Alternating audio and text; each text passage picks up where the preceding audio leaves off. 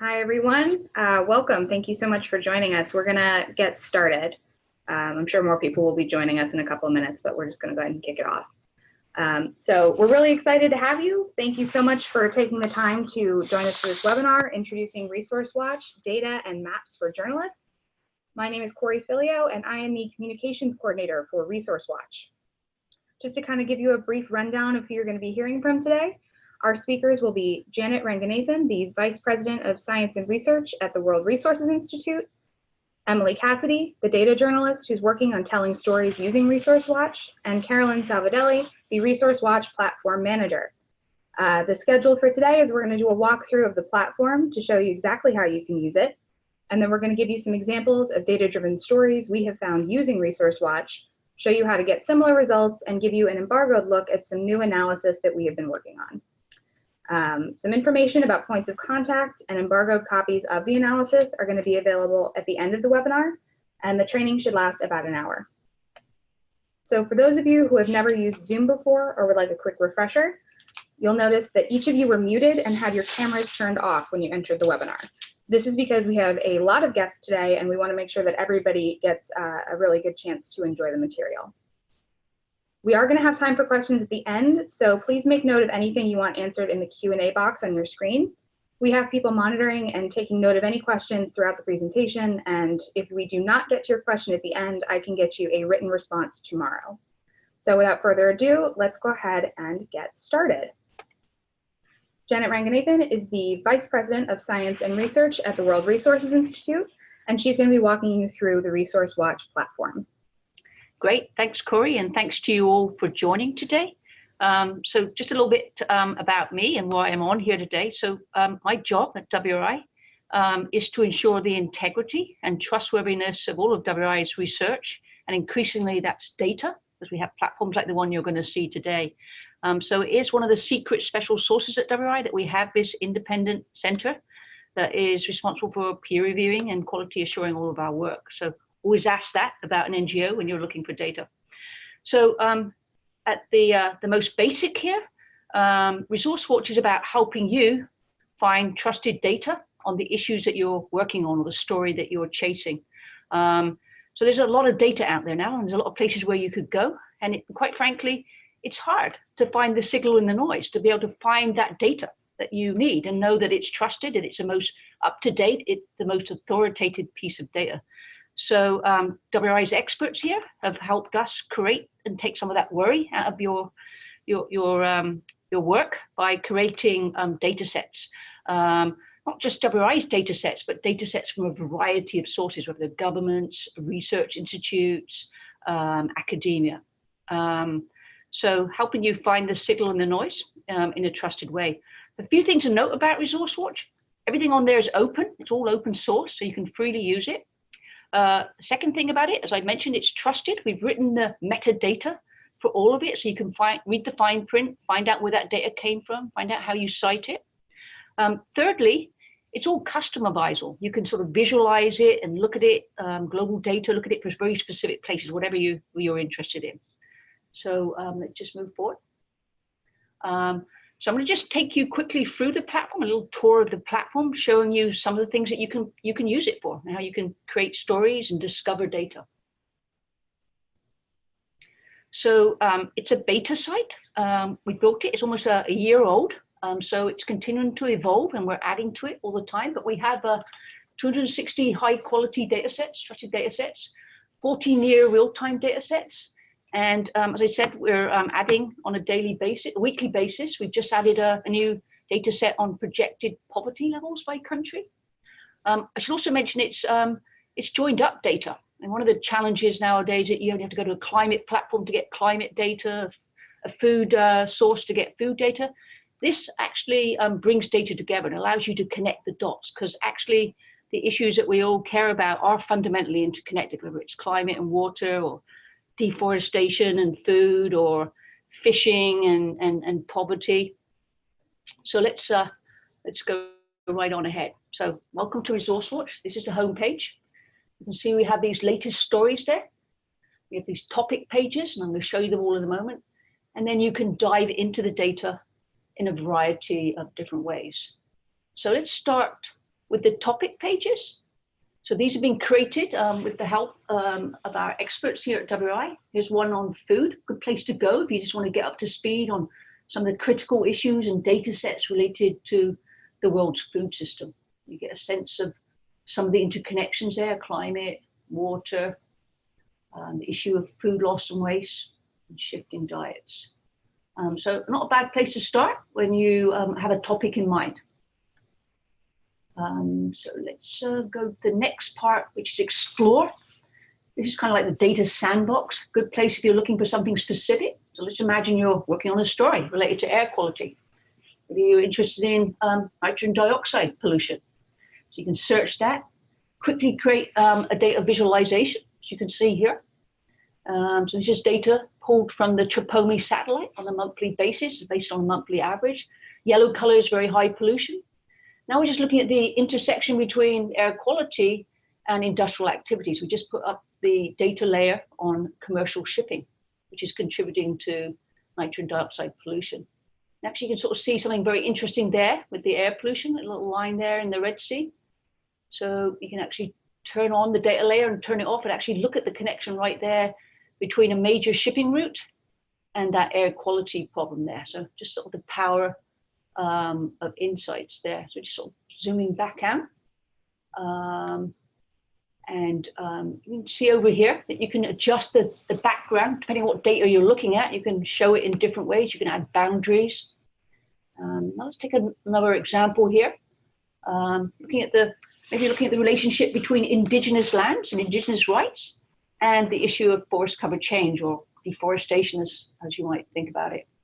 So I've got a nice data set up there. This is one of WRI's data sets on the world's indigenous lands there in the pale blue. And we just added information now on forest cover change between 2004 and 2017. So you can look at where deforestation is happening. You can look at it in relation to these indigenous lands. Here we are down in Brazil, probably drilling into the Mato Grosso region. But lo and behold there, you can kind of look at the two different data layers there and you can toggle between them. But you can see that in this area, the indigenous lands are doing a very good job of protecting the forest. You don't see much deforestation in those areas. So the little buttons up on the right, you can create a nice visualization here and you can quickly copy the link and then embed that visualization into your story. So we're just zooming out here and I'll just give you one more example here.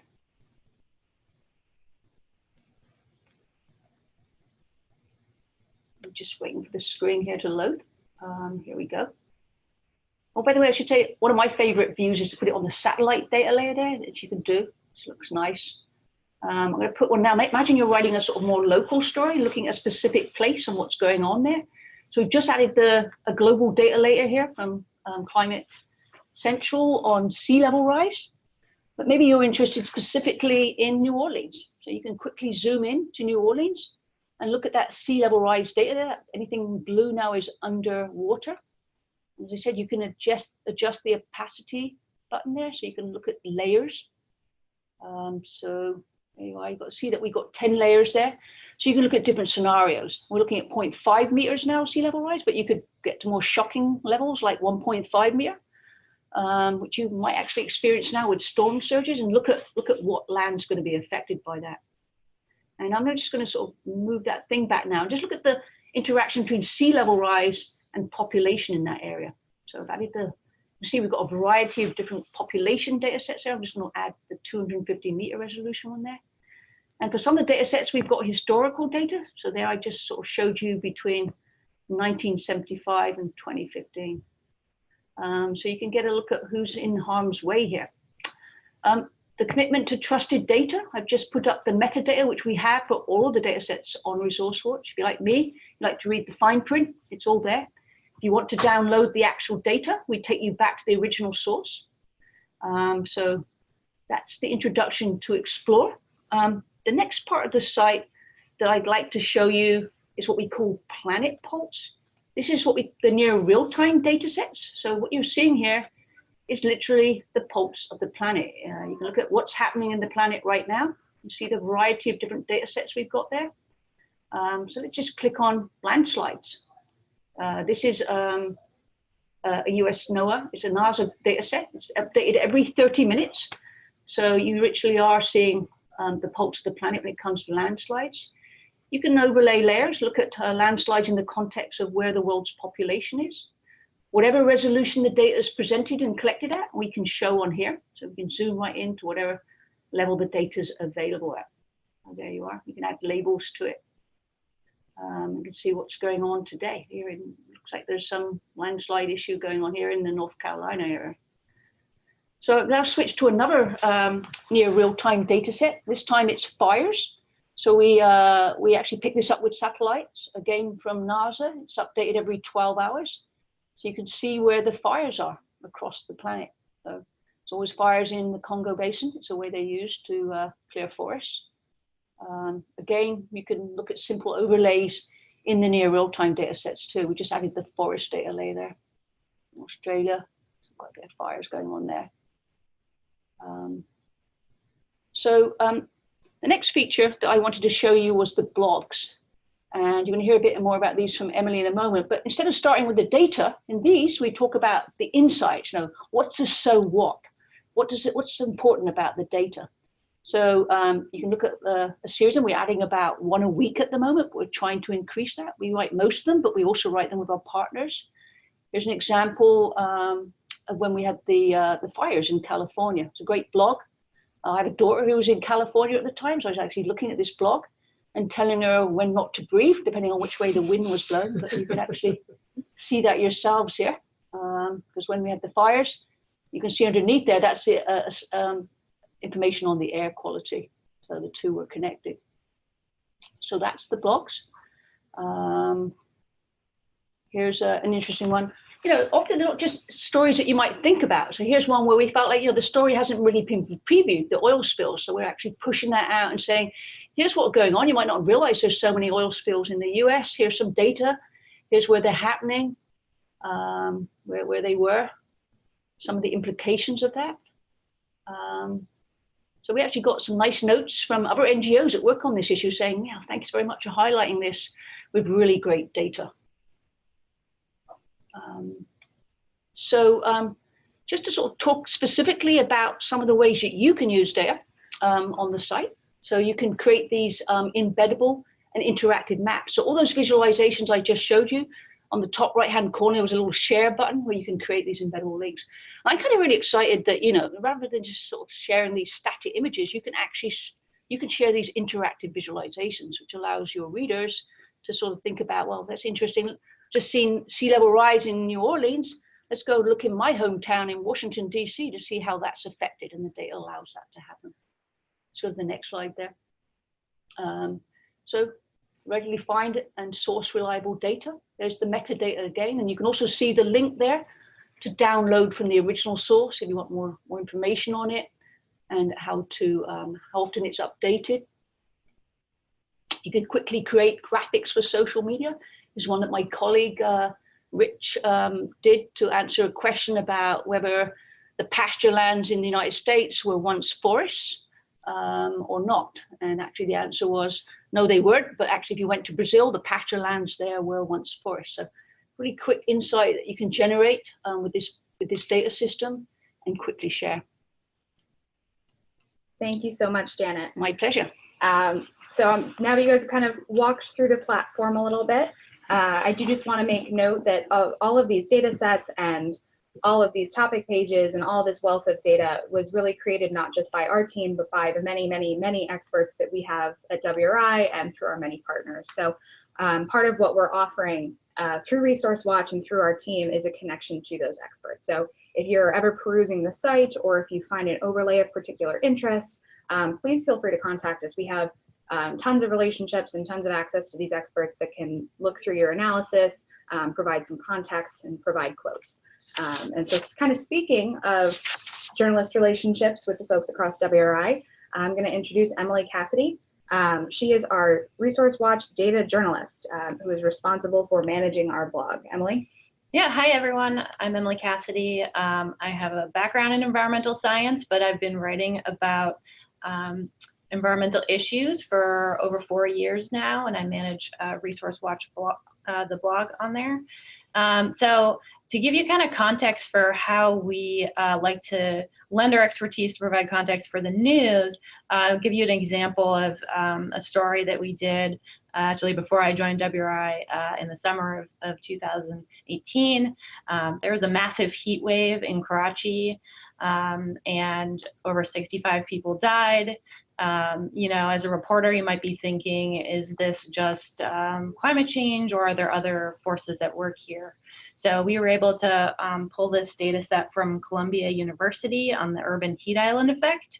And as you know, the urban heat island effect makes cities warmer than surrounding areas because of all of the you know, asphalt and the other impervious surfaces that make cities warmer. So with this data set, we found that Karachi, for example, is 5 degrees Fahrenheit warmer than surrounding areas, which can contribute to these heat waves that happen almost at a yearly basis at this point. So another way that we are delving into the data is through our partnerships, as Corey mentioned. The embargoed analysis that I'll talk about in a minute uses a treasure trove of data publicly available from Global Fishing Watch. Global Fishing Watch has, they track ships based on a GPS-like tracker, which can show you not only where boats are located, but also the time they spend fishing and the types of gear that they use while fishing, and which countries they are associated with. The research that we did was inspired by a recent paper out in Science that finds that European marine protected areas are heavily trawled. As you know, trawling is one of the most damaging forms of fishing. It is, you know, is associated often with a lot of bycatch because they use these large nets that catch things that they weren't intending to catch, like sharks, marine mammals, etc. So we did this analysis thinking, are European Union marine protected areas the most trawled? And if so, where are the most trawled areas? So we analyzed 3,900 marine protected areas. These areas they're posted on Resource Watch. It's the world database of protected areas. And through our analysis, we found that only 14% of these protected areas actually have any information or policies regarding no-take, which basically means the no-take policies would restrict people from both fishing and drilling in these areas. So we investigated these 3,900 marine protected areas around the globe. The previous analysis in Science just did 700 marine protected areas, and they were focused on Europe, but we did a larger subset of those areas to do our analysis. Global Fishing Watch has all of their data on annual fishing on Google Earth Engine from 2012 to 2016. They provide example code for how you can analyze this data at the bottom of the embargoed blog that we'll share with you. We also have our code for how we did this analysis. So yeah, some of the results that we found, it's quite alarming how much time is spent trawling marine protected areas. These are the most trawled marine protected areas according to our analysis. In the Netherlands, for example, protected areas including the Wadden Sea and the North Sea coast areas were the most heavily trawled. So in 2016, over 500,000 hours of fishing time, trawling time was spent in these areas. The Wadden Sea and North Sea coast, if you're wondering, is a wetland area that's home to harbor seals and porpoises, and is also listed as a UNESCO World Heritage Site. So the next example is the second most heavily trawled marine protected area is off the coast of Italy. It is the Pelagos Marine Sanctuary the Pelagos Sanctuary for Marine Mammals. and it's home to striped dolphins and fin whales. Boats spent over 230,000 hours fishing this area in 2016. And finally, the last one is off the coast of Spain. The River Ebro forms a delta in this region. It's also home to fin whales and is one of the most important feeding areas for Mediterranean seabirds. So overall, in these areas that we highlighted, there are over 930,000 hours spent trawling, and we highlight these areas in a blog that's embargoed for Thursday morning, the 28th. So, you know, this data, there's a wealth of stories you can tell from it, and you're welcome to use me as a resource for thinking about different stories, or if you have story ideas, feel free to talk to me about them. This image shows a story that we developed earlier this year on how wealthier countries and their large fishing fleets spend a lot of time fishing along the edges of different countries' exclusive economic zones, especially in poorer countries. In the analysis we did, we looked in economic zones off the coast of different African countries. In this example, China is spending a lot of time fishing the border of the EEZ of Peru. So that blog you can find on Resource Watch. Another thing that I wanted to highlight as coming out in mid-March is a land use change topic page. So Janet went over the topic pages that we launched in April, but we're working on updating those and also introducing new ones. So this topic page will walk you through 12,000 years of data on population and land use. I'm showing you this particular image because I think it's interesting and relates to recent research that was published that on how conquistadors arriving in the Americas in 1492 obviously caused a lot of damage and killed over 56 million indigenous people in the Americas. So between 1492 and 1600, there was this rapid change, and you can see it here in the data that there was massive loss of population, which caused vegetation to come back. CO2 levels went down during this period, and researchers have indicated that this contributed to the Little Ice Age in Europe. There are many stories you can tell from the data, especially when it comes to changing land use globally, but also locally. If you want to tell a story about how land use has changed in your area, you know, you're welcome to explore the data. We can share the link with you before it's live in mid-March. And yeah, please do consider me a resource for you telling stories, and yeah. I welcome any feedback too. Thank you. Thank you, Emily. That was really fantastic. We're really excited about this land use topic page. I mean, 12,000 years of data is kind of mind-blowing to go through. So I think right before we hand it off to Carolyn, who's going to cover how to contact us and how to credit Resource Watch, which is a little bit of an interesting challenge. I do just want to state that there are kind of in summary 2 ways that you can use Resource Watch. First and foremost, you know, if you have a particular story idea already in mind and you need data support, you can come here and search for data sets related to that, and we're happy to help you search for the most relevant data sets. Or if you're looking for story ideas and you want to see if there are connections between issues and kind of do a little bit of visual analysis before you necessarily download it, download the data, maybe do a little bit of analysis on your own, this is the go-to place to do that. So now I'm going to hand it over to Carolyn, who is our Resource Watch platform manager. Thanks, Corey. Yeah, I'm so excited about today. I've been around since sort of the start of Resource Watch, and to see some of the stories that we're able to tell in this data-driven way, it's really inspiring for me. So yeah, I'm Carolyn. As Corey said, I'm the platform manager, and I'm an open data advocate that's here at WRI, assisting with sort of setting standards to improve the quality and also the accessibility of the data that we produce. And I just want to quickly plug that after my brief stint of talking, we are going to hand over to the Q&As. So If you have any questions, please add them to the Q&A box on Zoom, and we'll make sure to address them in a few minutes. So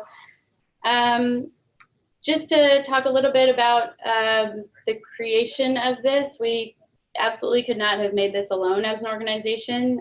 Resource Watch brought together partners with technical expertise, interesting data, and the need for good data to bring the data out of silos, verify its quality, and to create this go-to place for free and easy access to data. So you can see, you know, we absolutely did not do this alone.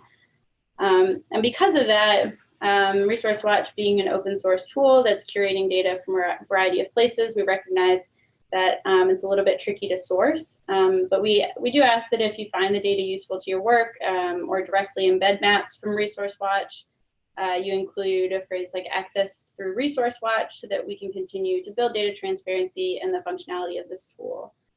Similarly, you can list Resource Watch as the source if you're pulling from our blog content that Emily is going over. I also just wanted to highlight that there's some more advanced features to this site that we didn't go into depth here, mostly because we don't need to spend the whole hour talking, but we're happy to follow up with folks if you're interested. But if you create a login for Resource Watch through Twitter, Facebook, or your email, you can favorite data sets and create a central space for these updating data sets and overlays that you want to monitor with this dashboard feature. This is also free and open source and a tool that we're working to make more relevant and usable. And while we're here on this page, I also just want to highlight the feedback button on the right-hand side. That's a button that appears on almost every page on Resource Watch.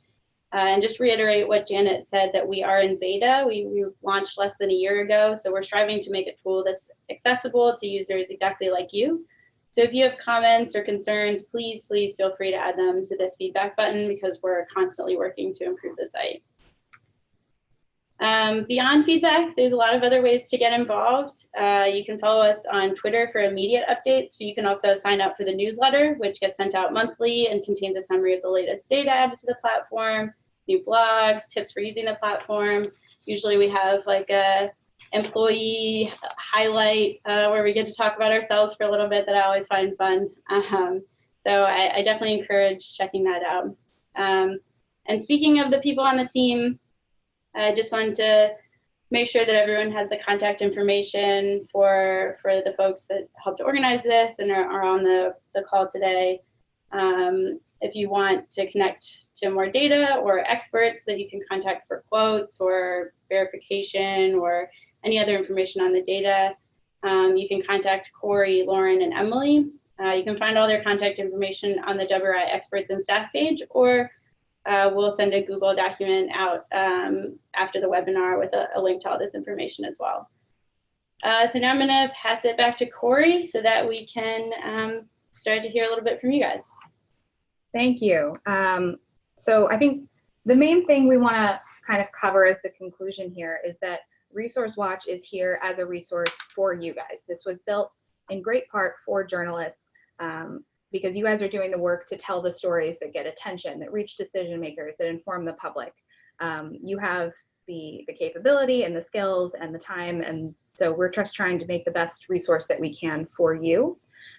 So whether that's coming to us for data, coming to us for relationships to experts, please use Resource Watch, create new overlays. If you find something interesting, please feel free to share it and share Resource Watch itself, and give us feedback. As Carolyn and Janet have both said, we're growing the platform, and the coming year we have plans for how this is going to grow and expand and change. So the best way that we can do that with with your needs in mind, I think is what we would want to do.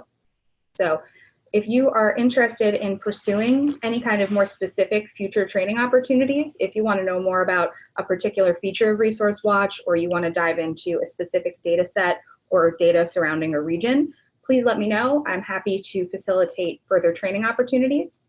And so before we end this, I just kind of want to briefly say thank you to our presenters, as well as to our friends at the Society of Environmental Journalists and Internews for sharing this event around their networks. Thank you to everyone who joined the call. We're really grateful that you guys took the time, and we're excited to hear some questions. One last note, if you want to learn more about the stories we previewed today, please contact me and I can provide you with a copy of the blog and analysis. The Fishing in Marine Protected Areas blog is embargoed until Thursday, February 28th at 9 a.m. And the land use change topic page and blog are embargoed until they go public in mid-March.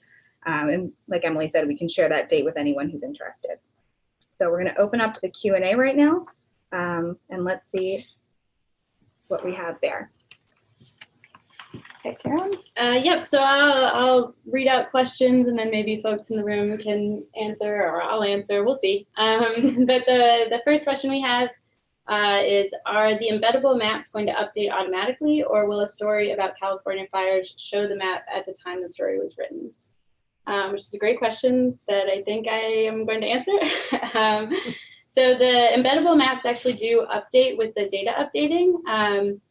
We, in development right now, is an option to export the data as an image or a PDF so that you can freeze it basically to a particular time that you need if it's for a story that's covering a specific time period. But one of the features we wanted to make available to people is to be able to monitor data as it gets updated.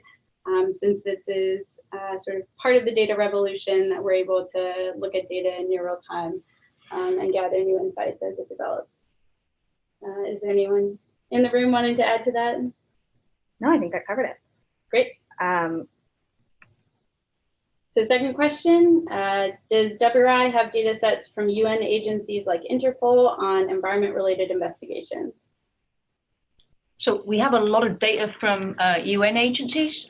We've got about 260 now, so I don't know if we've got any data from that specific agency, but if there's a specific request there for a specific story, do let us know. We'd be interested in hearing. Yep, I'd say our primary UN data sources are UNEP WCMC and UNDP. But yeah, like we said, we're constantly looking for more open data, and on the site there's a few places where you can request data sets or bring data sets to our attention for us to vet and visualize onto the site. Okay, so which data can we use to illustrate the climate change problems in Nigeria? So I just will say straight out the back that we focused in this first year on global data sets, high quality global data sets. So all of those data sets that we have will have information that's relevant to Nigeria. Now, how high a resolution is, it really depends on whether it was collected in the bottoms up way or a more top down way using projected models. If it's projected models or satellite imagery, the data in Nigeria will be just as good as anywhere else. So I would just sort of suggest you go in there, search climate data and zoom in on Nigeria and see what you find. I would also encourage you to check out the topic page. And if you go into the Explore feature and search, you can sort things by topic like climate. So you can find data that might be of interest to you related to climate change, and then explore on the map to see what the resolution is and what the relationship is to Nigeria. Just a few thoughts on how we select it. I often get asked that question. So one of the things is, it's open and freely available. Not just because we're cheapskates here, because that gives you the ability to freely use it, but also I believe that because there's many eyeballs on open data, it's likely to be more quality controlled. As I say, sunlight's the best disinfectant. Second thing is that we refer to the deep bench of experts that we have at WRI on our various programs here to help guide us to some of the best and most relevant and authoritative data. And then thirdly, there has to be a published methodology, a peer-reviewed methodology, so people can, they're not just dealing with black box data. Excellent. So we have another question here. Can data be organized by watersheds and sub-watersheds? Yeah, it's a good question. That sounds like a great feature. And like I said, we're really open to feedback and understanding how people think about these data. One thing I will say is some data sets on Resource Watch are at the watershed or sub-watershed level. So I'm thinking specifically of the aqueduct data set that WRI curates, looks at water risk within water basins. But yeah, thinking about different views into the data sets is something that we would want to develop going forward. And I'll note that this is our multidisciplinary platform, Resource Watch, but WRI also has a number of other platforms that are issue specific. So Global Forest Watch, Aqueduct Water Risk Tool, Climate Watch, and others. So on the Aqueduct Water Risk Tool, we have many different indicators and different layers of data that can all be, or many can be looked at the watershed level. So we encourage you to start here at Resource Watch, and then if you need to dig deeper, you can go into some other platforms to get additional levels of data. Yeah, and I'll just add, I mean, the dashboards feature is something we showed a little bit at the end, but the customizable features of Resource Watch are one of the areas that we're growing and changing. And so if you find yourself, anybody really, frequently visiting the same data sets or visiting the same overlays, or if you want to create dashboards for watersheds and subwatersheds separately or together, you do have that capability within Resource Watch to kind of create your own custom data options. Great. So another question, this is there any way to filter where you can see, I see from the data sets that I'm looking at which overlays will be granular or which will be based on countrywide data, which may be less useful for large countries like the USA. So I think sort of getting at filtering and how we look at data, some of the ways that we filter right now are by topic, by data type. So that's geospatial, raster, table, or vector, frequency, and time period. The data types start to get at that answer. Almost all of the data sets on Resource Watch are geospatial, and the raster data sets, which come in as sort of grids, are at varying resolutions, and the vector data sets tend to be either country level or subnational polygons and points. So I think getting more granular into those filters is something we could do going forward if there's a drive for it. But right now we've sort of kept it high level so that people can explore a variety of data sets. Okay, I think a good segue is the next question. So what is the resolution for the satellite data, and would we be able to use it for environmental issues in small island states? So let me take a start at that and just sort of, again, so the data on Resource Watch comes from a variety of places, including satellite.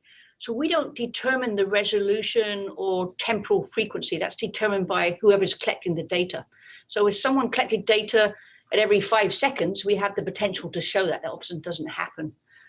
So a lot of the satellite imagery, depending on cloud cover or what kind of data is, we can show, as much as every 30 minutes or 15 minutes, whatever it's being streamed to us by the original source. So the answer really depends on which satellite and which data. I think I showed you the TRPOMI data on nitrogen dioxide pollution. That's actually measured every day, but it's reported out as a monthly average, for example. So it depends. For the specific question about small island states, as I said, yeah, whatever way the satellite's collecting it at the global level, it will apply to those places too. Yeah, it depends a little bit on how small the island state is. Yeah. But I'd say one of the most common resolutions especially for long-term data sets is 30 meters because there's quite a lot of environmental and social research that's built on Landsat, which is 30-meter resolution, which I think could be relevant on a island level. But yeah, like Janet said, it varies so much by source.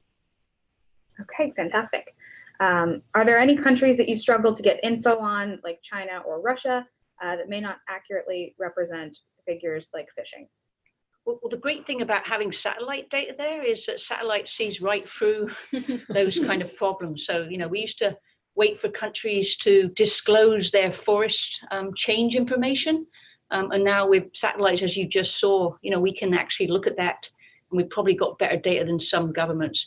However, there is information, particularly social and economic information, that's harder for us to see with ground sensors or drones or satellites. So for that kind of data, it tends to be more challenging in those countries. So we're doing our best there, but we're not zero anymore. Yeah, for the fishing data, for example, Global Fishing Watch has data on, I believe, 40 or 41 countries fishing effort, but not all countries. And I'll just mention this is partly why we have so many fantastic partners, because they're kind of doing the work to dive into these areas. For example, we are partners with a group called OpenAQ, who are providing really excellent air quality data on different air pollutants from a number of different countries. And you can find that on Explore and Pulse since it is near real time. And every time a new country comes online or there's more monitoring available, we're able to access that through our partners. And as Resource Watch grows and as we get more partners, I think more data sets on different countries, like Janet was saying, with the accessibility of satellite data will become more of a reality for us. One question that we often get that I think it's worth covering, especially since we've had some questions about what data is available, is on how we determine what data goes on Resource Watch. So something that we've really strived to do is to not allow Resource Watch to become a data dump. I think that makes it very hard to find the information that you need. If you go to a site like data.gov, which is a great resource, there's 300,000 data sets on there the last time I checked, so it becomes very, very difficult to sort of parse through that and really get into the drowning in data idea. So if you're still seeing the screen share, we do have sort of data guiding principles that we use when we're evaluating new data sets that are in our pipeline for selection. And that includes we often are looking at open data sets. We want people to be able to use these and have the greatest outreach with them possible, whether that's attribution only level or even something where it's a derivative product. They have to be relevant to the urgent global challenges that Resource Watch is looking to address. The data sets need to be reliable, which Janet can speak to, but sort of fits with the WRI's principles around peer reviewing research and making sure that methodologies are established and transparent. And finally, wherever possible, getting the most up-to-date, timely, complete information that we can. So just wanted to put that out there, answer a question that wasn't asked. But So as you can sort of kind of hear from the team here, they care very deeply about data and sort of driving evidence-based decision-making or understanding of problems. So we put a lot of work into trying to pick some of the best available data sets to support you with your stories. We see you as you all as sort of strong partners in being that bridge to get trusted, reliable data in the hands of people who are affected by these issues. In the next phase of Resource Watch, we are looking at how we can both have the benefits of this high quality, trusted, created global data sets joined up with more locally or country specific information. We don't have that on the site yet, but that's something that we're going to be working towards. And our thinking there is to really put Resource Watch and its capability into the hands of people who can then upload these local data sets in their own space. So that we don't sort of create a big data dump on Resource Watch itself. So we just got another question. Can you show where we can submit data sets online? And I'm glad someone asked that because I was just about to show that. So let me go ahead and share my screen so you guys can see Resource Watch live. So this is Resource Watch. This is our contribute data page. So up at the top, you go up to get involved. You can come down. Yep. You can come down to contribute data. And we are always looking for data contributions. So if you are working with a data set consistently that you think would be good to have on Resource Watch, please flag it for us, because one of the value adds that we bring is that you can take the data sets you're working with and overlay them with things that you might not have found or might not have had access to outside of Resource Watch. So the more we can get quality data on the platform so that others can use it and find interesting connections, the better, because as Emily said, there's dozens and dozens and dozens of possibilities for storytelling within these data sets. I just want to plug also that we don't think there can be enough streams to contact us. We've created as many opportunities for that as possible across the site. So these submission buttons that Corey just showed are one option, but we also have the Resource Watch at WRI.org email address that we are responsive to and the whole team monitors. And we also encourage people to reach out directly to Corey, Lauren, or Emily with data sets as well. We're happy to have the conversation directly. Excellent. So we do have a couple more minutes. So if anybody has any last minute questions, it would be great to hear from you. Other than that, I put our contact information up on the screen again. You're more than welcome to reach out to us offline. And this is ideally going to be the first of many trainings to come. So there's plenty of opportunities to continue working with us and working with the data. We are going to make the recording of this webinar available for others to view, as well as provide a link to the password protected embargoed blog that Emily talked about earlier with fishing hours in marine protected areas. So all of that will be available to you after the webinar. Hi, this is Lauren. Couple things to add. You know, as many of you know, we have such a deep bench of experts here at WRI. We have almost 800 staff all over the world working on these urgent global challenges. So nearly anything that you see on Resource Watch, if you have questions, if you need to talk to an expert, either we have someone here or we know someone who can talk to you about it. So please make sure to continue to use us as a resource on that. And I thought I had something else. I forget. I think we're good. Any last thoughts from either our attendees or from anyone in the room?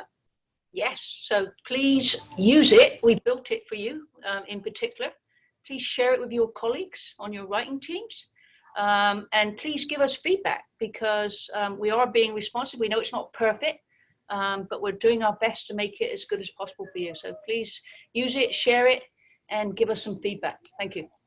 This is Lauren again. If I remember the thing I was going to add, which is if you think your outlet or your team would like its own training, we're happy to schedule that, to do a deep dive, you know, on the site on how to use it. And I just wanted to get in one last question answered before we sign off here, but is the data available only for the specified period on the map? The answer to that is usually no. So often we want to be able to visualize what we think will be a compelling case and or is a good summary of the data that the source data. So it occasionally or sometimes is a subset of the original data set, which is why in the metadata page we make sure to make available the entire data set or a link directly back to the source. There are some data sets where we've added time sliders so you can look at them over time and be inclusive, but often these data sets are multidimensional and complex. So we want to show a subset of that to give sort of a window into it and then allow researchers to delve deeper. And then I'll just say thank you. Yeah, big thanks from everyone here. Yeah. Please do. I mean, we didn't just say that. We want you to get in touch with us. There's nothing that makes us more happy than to have a question. Same for our experts here. So consider us a trusted source. That's what we are. And we're here to help. All right. Thanks, everybody. We're going to go ahead and sign off now.